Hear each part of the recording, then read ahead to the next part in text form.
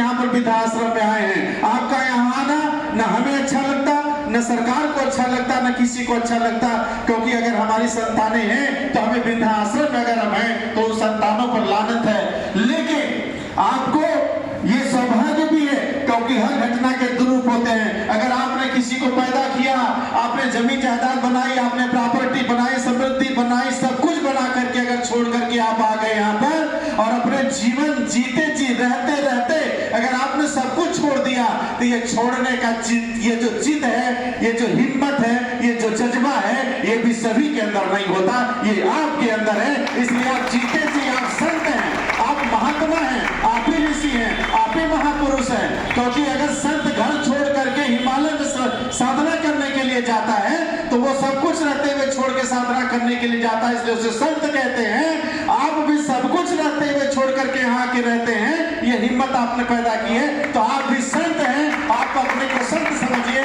आप अपने को भगवान का कृपा पत्र समझिए कि आपको जीते जी, ये काशी नगरी है, यहाँ पर मोक्ष प्राप्त करने के लिए, यहाँ पर मरने के लिए लोग पूरे देश से चल के आते हैं और मुमुक्षु भवन में जाके रहते हैं। लेकिन जीते जी अगर आपने सब कुछ त्याग दिया तो आपको मुक्ति और मोक्ष दोनों प्राप्त हो गया, जीते जी प्राप्त हो गया। ये इस नगरी के महात्मा है, इस नगरी का महात्मा है, काशी नगरी का ही महात्मा है। इसलिए आपको जीते जी मुक्ति भी मिल गई है और मोक्ष भी मिल गया है। इसलिए आपको चिंता करने की आवश्यकता नहीं है, क्योंकि एक दिन जाना तो सबको है इस दुनिया से।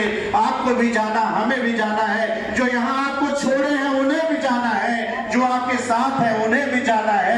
लेकिन जाने से पहले अगर उससे मुलाकात हो जाए तो ये जीवन सार्थक हो जाता है। आप अपने समय का सदुपयोग उससे मिलने के लिए कीजिए, साधना में कीजिए, ध्यान में कीजिए, योग में कीजिए। और अगर ये जो इबादत आप कर रहे हैं, ये सारनाथ की भूमि है, यहाँ पर भगवान गौतम बुद्ध ने अपने 5 शिष्यों को उपदेश दिया था और उन 5 शिष्यों ने भगवान गौतम बुद्ध को पूरी दुनिया में फैला दिया।